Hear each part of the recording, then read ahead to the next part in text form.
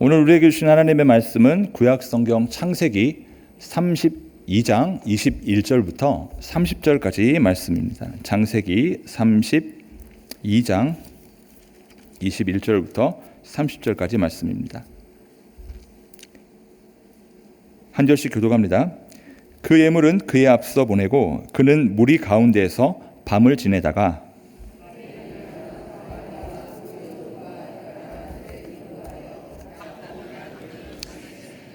그들을 인도하여 시내를 건너가게 하며 그의 소유도 건너가게 하고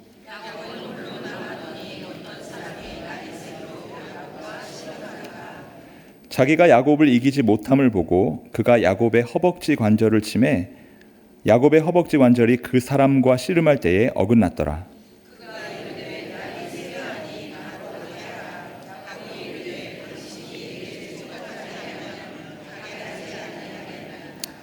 그 사람이 그에게 이르되 네 이름이 무엇이냐? 그가 이르되 야곱이니이다.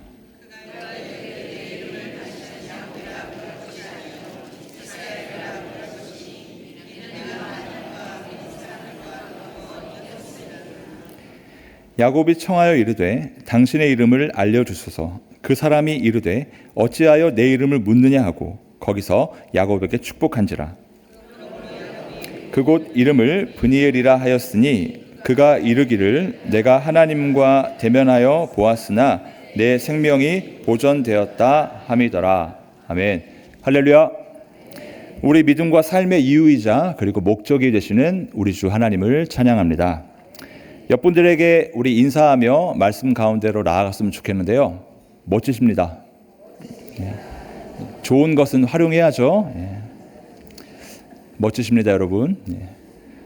자, 여러분, 저는 우리 온누리교회의 사역을 시작하면서요, 이런 생각을 해본 적이 있습니다. 아, 이곳에서 사역하려면 뭔가 남달라야 하는 것이 있는데 그것이 있다면 이름이겠구나라고 생각을 했습니다. 죄송합니다. 존칭 생략합니다. 학승, 중례, 만세, 심지어 최강까지 있습니다. 이름들이 정말 멋지십니다. 아마도 분명 목사님들의 부모님께서 이름을 지어주실 때 우리 아들이 이런 사람이 되기를 바라는 깊은 뜻과 기대 그리고 소망을 그 속에 담으셨을 겁니다. 저 역시 마찬가지입니다. 제 이름은 인혁인데요. 어질인의 빛날 혁입니다. 사람인의 붉을 혁 아니고요. 어질인의 빛날 혁. 찰떡 같지 않습니까? 이름하고 무리를 일으켜 죄송합니다. 자, 여러분 이처럼 이름에는요 그 사람의 정체성과 그리고 부모님들의 간절한 소망이 담겨 있습니다. 오늘 본문 역시도 이러한 이름에 관해 기록하고 있는데요. 그 주인공은 바로 야곱입니다. 본문 속 야곱은 지금 인생에 있어 제일 버겁고 두려운 문제를 목전에 두고 있습니다. 바로 형 에서와의 만남이죠. 그리고 형을 만날 준비는 모두 마쳤습니다. 그러나 그렇게 준비를 마쳤다고는 해도 여전히 두렵고 복잡한 심경에 있던 그에게 놀라운 일이 발생하는데요. 오늘 본문 27절 상반절을 보니까 하나님께서 그렇게 두려워하고 걱정하고 있는 야곱에게 나타나셔서 내 이름이 무엇이냐라고 묻고 계시기 때문입니다. 왜 이것이 여러분 놀라운 일일까요? 창조자시고 주권자이신 하나님은 모든 것을 다 알고 운행하는 분이시기 때문이죠. 그리고 실제로 야곱은 28장에서 이제 형을 피해 하란으로 가는 도중에 하나님을 만나게 됩니다. 그리고 그곳에서 약속의 축복을 받게 되죠. 축복의 약속을 받게 되죠. 그리고 그곳의 이름을 하나님의 집이라는 뜻의 베델로 명명을 했습니다. 따라서 그런 하나님께서 오늘 또 나타나셔가지고 네 이름이 무엇이냐라고 하는 이 질문은 마치 야곱아 네 이름이 뭐니? 라는 것과 같습니다. 그러니 이처럼 모든 것을 창조하시고 주관하시고 또 심지어는 이미 이전에 만났던 하나님께서 가장 기본적인 정보인 이름을 묻고 계시다라는 것은 단순히 어떠한 궁금증 혹은 호기심을 해소하기 위한 목적이 아니라 특별한 의도를 담고 있다라는 것을 유추할 수 있습니다. 그렇다면 그 의도는 과연 무엇일까? 자, 본문 28절 말씀 우리 함께 읽겠습니다. 시작. 그가 이르되 네 이름을 다시는 야곱이라 부를 것이 아니요 이스라엘이라 부를 것이니 이는 네가 하나님과 및 사람들과 겨루어 이겼음이니라. 아멘. 자, 앞서 말씀드린 것과 같이 하나님께서는 지금까지 자신의 인생에 있어 가장 무겁고 힘든 문제인 형 에서와의 조우를 이제 목전에 두고 굉장히 고민하고 또한 두려워하고 있는 야곱을 찾아오셨습니다. 그리고 그의 이름을 발 뒤꿈치를 잡은 자 혹은 속이는 자라는 의미의 야곱에서 하나님과 겨루어 이기었다. 그리고 하나님께서 다스리신다라는 의미를 가지고 있음과 동시에 하나님의 백성을 대표하는 명사인 이스라엘로 바꿔주십니다. 그러니 이것은 야곱의 인생에 있어 가장 중요한 터닝 포인트, 전환점이라고 할 수가 있죠. 더 이상 발 뒤꿈치를 잡은 자, 속이는 자라는 뜻처럼 탐욕과 욕심으로 가득해 죄를 향해 나아가는 삶이 아니라 이스라엘, 즉 하나님께서 다스리시고 그의 영광을 선포하는 참된 인생으로서의 진정한 시작을 의미하기 때문입니다. 사랑하는 여러분, 그래서 우리는 오늘 본문으로부터 다음과 같은 분명한 진리를 깨달아야 할 줄 믿습니다. 그것은 우리 인생에 있어 진정한 시작은 바로 하나님께서 다스리시고 주관하시는 그분과의 동행의 순간부터인 줄 믿습니다. 그런데 생각해 보아야 될 것이 있죠. 이러한 하나님과의 동행이라고 하는 시작이 아무런 과정 없이 이루어지는 것일까요? 그렇지 않습니다. 진정한 시작을 위해서는 그 전제 조건 또한 분명하기 때문입니다. 그렇다면 그 전제 조건이 무엇인지 본문을 통해 확인해 보도록 하겠습니다. 21절부터 23절까지 말씀 제가 읽습니다. 그 예물은 그에 앞서 보내고 그는 무리 가운데서 밤을 지내다가 밤에 일어나 두 아내와 두 여종과 11 인도하여 야복 나루를 건널세 그들을 인도하여 시내를 건너가게 하며 그의 소유도 건너가게 하고. 자, 여러분, 말씀을 통해 알 수 있듯 지금 고향 브엘세바를 떠나서 지팡이 하나 달랑 들고 하란으로 왔던 야곱은 20년의 세월이 흐른 후에 대가족과 더불어 많은 가축들을 이끌고 마치 금이 환향하듯 귀향길에 올랐습니다. 하지만 여정의 현실은 금이 환향이 아니죠. 앞서 말씀드린 것처럼 무려 400명의 장정들과 함께 자신을 만나기 위해 형 에서가 오고 있다라는 것을 들었기 때문입니다. 우리가 이미 잘 알고 있는 것처럼 이 형제 간의 만남은 사연이 참 깊죠. 물론 이 사연에 있어 1차적인 원인은 하나님께서 부여하셨던 장자의 축복을 가볍게 여긴 에서에게 있다라고 보는 것이 맞습니다. 하지만 그렇다고 해서 야곱이 과오가 없었던 것은 아니죠. 어머니 리브가와 함께 아버지 이삭을 속이면서까지 그는 형이 받아야 했던 복을 부당한 방법으로 가로챘기 때문입니다. 그러니 그동안의 노력과 수고를 통해 많은 자손과 재산을 거느린 거부가 되었다고 해도 지금 만약 형을 만나게 된다면 이렇게 거두게 된 성공의 결과들을 다 이룰 수도 있는 위기를 맞이하게 된 것이죠. 이에 야곱은 형의 마음을 조금이라도 누그러뜨리기 위해서 염소, 양, 낙타, 소, 나귀까지 수백 마리의 가축을 여러 때로 나눠서 선물로 준비하여 종들을 시켜 형 에서에게로 가져갈 것을 명령했습니다. 뒤이어 그날 밤중 일어나 자기의 두 아내와 두 여종과 11명의 아들들을 데리고 야복 나루를 건너게 한 후에 혼자 밤을 지새게 됩니다. 그런데 그날 밤 이상한 일이 벌어지고 맙니다. 24절부터 26절도 제가 읽습니다. 야곱은 홀로 남았더니 어떤 사람이 날이 새도록 야곱과 씨름하다가 자기가 야곱을 이기지 못함을 보고 그가 야곱의 허벅지 관절을 치매 야곱의 허벅지 관절이 그 사람과 씨름할 때에 어긋났더라. 그가 이르되 날이 세려하니 나로 가게 하라. 야곱이 이르되 당신이 내게 축복하지 아니하면 가게 하지 아니하겠나이다.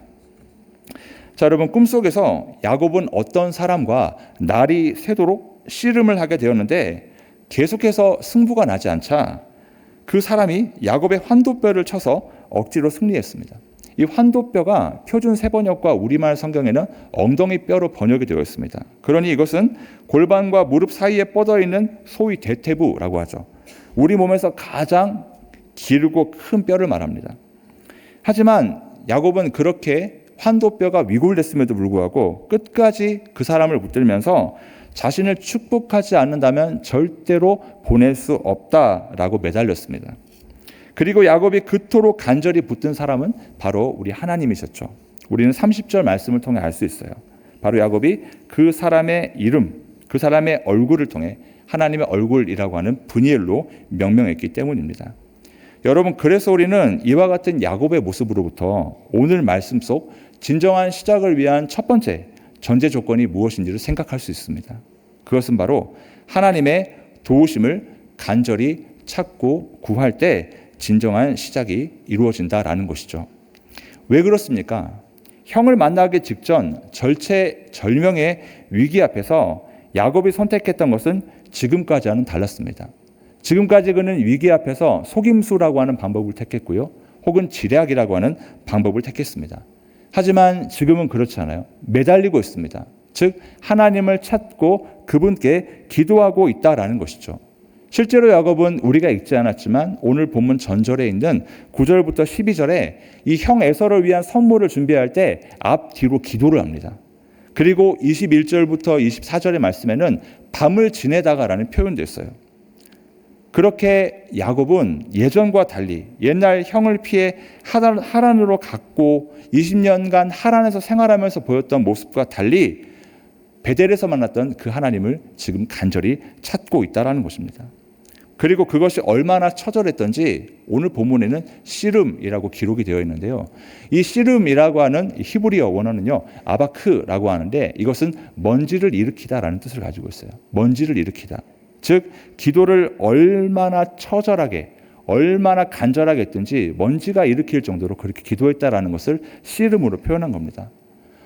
그리고 밤새라는 것이 뭐겠어요? 끈질기게 지속적으로 기도했다라는 것이죠. 여러분, 이것이 바로 발 뒤꿈치를 잡은 자, 속이는 자라는 이름의 야곱이 하나님의 백성을 상징하는 이스라엘이 될 수 있었던 이유인 줄 믿습니다. 절체절명의 어려움과 절망의 순간에서 그가 간절히 찾고 의지한 것은 그동안 줄기차게 의지하고 추구했던 속임수 혹은 지략이라고 하는 세상의 논리와 방법이 아니라 그를 창조하고 지으신 하나님이었기 때문입니다. 사랑하는 여러분, 이 시간 우리 믿음과 삶의 자리를 냉정히 돌아볼 수 있기를 소원합니다. 저는 물론이고 이곳에서 예배를 드리고 있는 우리의 삶 또한 사실 우리의 힘으로 해결할 수 없는 일들이 훨씬 많다라는 것을 잘 알고 또한 인정합니다. 그렇다면 그 상황에서 여러분들은 과연 어떤 선택을 하고 있습니까? 만약 하나님을 찾는 것이 아니라 야곱처럼 내 생각과 방법을 의지하고 있다면 여전히 속이는 자라는 뜻처럼 연약함과 영적인 무지 그리고 불순종이 자리 잡고 있다는 반증인지도 모릅니다. 그러니 여러분, 우리에게 있어 하나님을 찾고 구하는 이 기도의 삶은 선택이 아닌 필수가 되어야 할 줄 믿습니다. 오늘 이 야곱이 기도했을 때 어떤 일이 일어났습니까? 그의 이름이 바뀌었습니다. 그의 삶이 새로운 시작을 맞이하게 되었다라는 것입니다. 그러니 여러분, 우리 믿음과 삶에 있어 기도가 무엇입니까? 바로 하나님께로부터 오는 은혜와 축복의 통로인 줄 믿습니다. 그러니 기도가 삶이 되는 것, 우리에게 버거운 것이 아니죠. 오히려 행복한 것인 줄 믿습니다. 그리고 또 하나 말씀드리고 싶은 것은 여러분, 기도할 때 여러분의 말과 생각과 행동은 자제하고 기도하십시오. 그것이 바로 야곱이 지금 이 자리에서 우리에게 알려주고 있는 좋은 기도의 예인 것이죠. 그동안 야곱은요, 기도 전에 생각했습니다. 나에게 어떤 것이 득이 될까? 어떤 것이 독이 될까? 늘 그런 것들을 생각하고 움직였어요. 하지만 지금은 모든 것을 준비했지만 결국 그것도 자기를 안전하게 지켜주지 못할 거라는 것을 알고 모든 것을 멈추고 하나님께만 집중했습니다. 그리고 그 기도에 하나님이 응답하신 것이죠.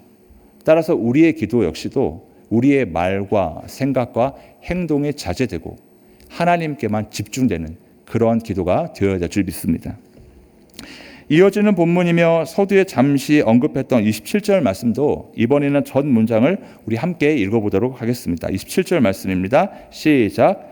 그 사람이 그에게 이르되 네 이름이 무엇이냐? 그가 이르되 야곱이니이다.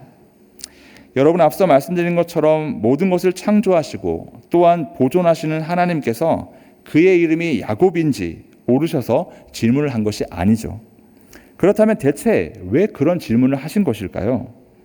그 답을 알기 위해 우리는 먼저 야곱이란 그의 이름에 대해 생각해 볼 필요가 있습니다. 여기에는 그가 그동안 살아왔던 삶의 배경이 고스란히 담겨 있기 때문이죠. 야곱은 어머니의 모태에서부터 형과 먼저 나오기 위해 싸움을 했고요. 그리고 심지어 뒤처질 것을 알면서 그것을 보지 못해 끝까지 형의 신체를 붙잡으면서 태어났습니다. 그래서 이삭과 리브가는 그의 이름을 발 뒤꿈치를 잡은 자라는 뜻의 야곱으로 지었죠. 또한 속이는 자라는 또 다른 의미처럼 그는 그렇게 남을 속이고 기망하며 자신의 필요를 채우며 살아왔습니다. 심지어는 기도하기 바로 전까지도 머리를 굴립니다. 형 에서에게 줄 선물되어 차등 있게 나눠요. 가축 이만큼 줬는데 형이 싫어하면 또 다른 거 준비하고 또 다른 거 준비하고, 심지어 가족들을 인사시킬 때도 첩의 자식들부터 마지막 라헬의 자식에 이르기까지 그렇게 끝까지 머리를 썼습니다. 따라서 야곱이라는 이름은 욕심과 거짓 그리고 속임수로 많은 것들을 이루어왔던 그에게 있어 사실은 감추고 싶고 혹은 지우고 싶은 아킬레스건과도 같았을 것입니다. 동시에 절체절명의 위기 앞에서 아무것도 할 수 없는 무기력한 자신의 모습을 가장 적나라하게 드러내는 것이기도 했죠. 거부가 되었지만 많은 선물을 준비했어도 지금 너무 두려워했다라는 거예요. 그러니 야복나루 위의 야곱에게 하나님께서 마치 아킬레스건과 같은 그의 이름을 직접 듣기를 원하셨다라는 건 어떤 의미일까요? 바로 야곱이 자신의 입술로 직접 저는 야곱입니다, 다시 말해 연약하고 어리석고 하나님 없이는 아무것도 할 수 없는 무능한 존재입니다 라는 것을 듣고 싶으셨던 것이고 그것을 고백하라는 의미가 담겨 있습니다. 여러분, 그래서 우리는 이와 같이 이름을 묻고 계시는 하나님과 다시 한번 두렵고 떨리는 목소리로 고백하는 야곱의 모습으로부터 진정한 시작을 위한 두 번째 전제 조건을 생각해 볼 수가 있죠. 그것은 정직하고 진실되게 하나님 앞에 나아가는 것인 줄 믿습니다. 왜 그렇습니까? 하나님께서는 야곱으로서의 모든 아픔 그리고 절망을 이미 잘 알고 계셨습니다. 그래서 야곱이 자신 안에 아킬레스건과도 같은 그 이름을 더 이상 감추지 말고 당신을 향해 숨김없이 드러내 보이기를 원하신 것이죠. 그것은 야곱은 속이는 자로 살아가도록 부름받은 것이 아니기 때문이에요. 하지만 그가 하나님께 집중하지 못하고 하나님의 뜻을 보지 못할 때 그는 여실히 죄의 노예가 될 수밖에 없었던 것입니다. 저는 이렇게 야곱의 이름을 물으시는 하나님의 모습을 요한복음 21장 예수님으로부터 오버랩해 보았습니다. 예수님께서 부활하신 후 제자들을 찾아가셨어요. 그리고 베드로에게 조반을 먹이신 후 물으십니다. 나를 사랑하느냐라고 물으세요. 그랬더니 베드로가 대답합니다. 네, 주님 사랑합니다. 또 물으십니다. 또 대답했습니다. 세 번째 물을 때는 이제 불현듯 떠올랐어요. 무엇이 떠올랐죠? 세 번씩이나 자기가 예수님을 부인했다는 그 사실을 말입니다. 하지만 주님은 그것을 물으신 이유가 그 죄를 들춰내고 그 죄책감에 사로잡히기 위해서가 아니죠. 오히려 그가 그 사실 때문에 하나님의 자녀로서 살아가지 못하게 될 것을 아시고 그것을 극복하게 하시기 위해 너는 나를 배신했지만 다시 사랑하느냐고 물으심으로써 나는 그래도 너를 사랑한다라고 말씀하고 싶으셨다라는 것입니다. 그랬더니 이제 베드로가 깨닫게 된 것이죠. 내가 주님을 사랑하는 것, 주님이 나를 얼마나 사랑하는 것, 그것의 차이가 극명하다라는 것과 더불어 주님의 사랑을 자기가 절대로 따라갈 수 없다라는 사실을 깨닫게 된 것입니다. 그리고 이후 예수님께서 말씀하십니다. 이제 내 양을 먹이라라는 것이죠.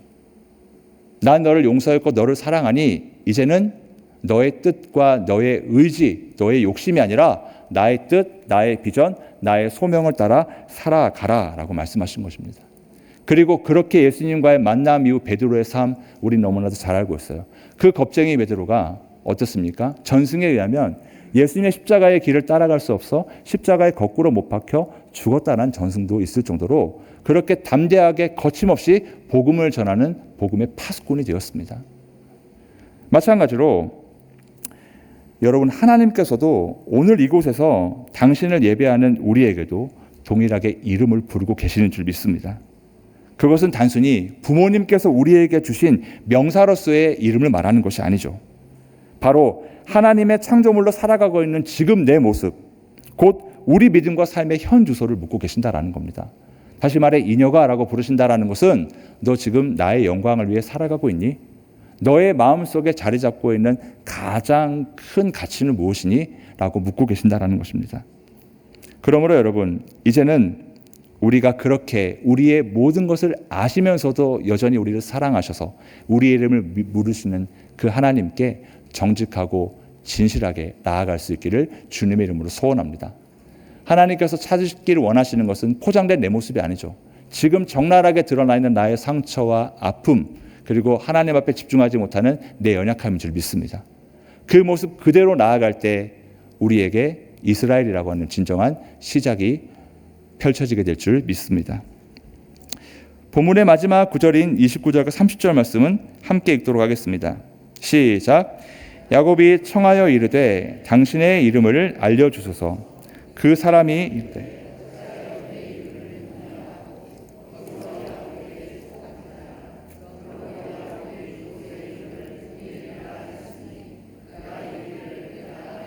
대면하여 보았으나 내 생명이 보존되었다 함이더라.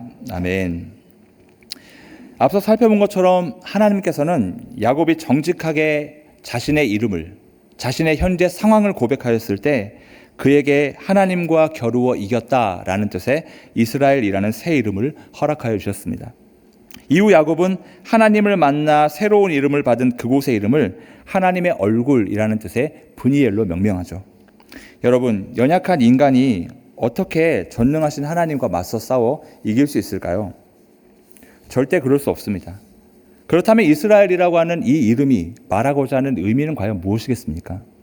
오직 하나님의 주권, 그분의 인도하심을 따라, 다시 말해 그분의 도우심을 없이는, 그분의 인도하심 없이는 살아갈 수 없는 인생이 되었다라는 의미입니다.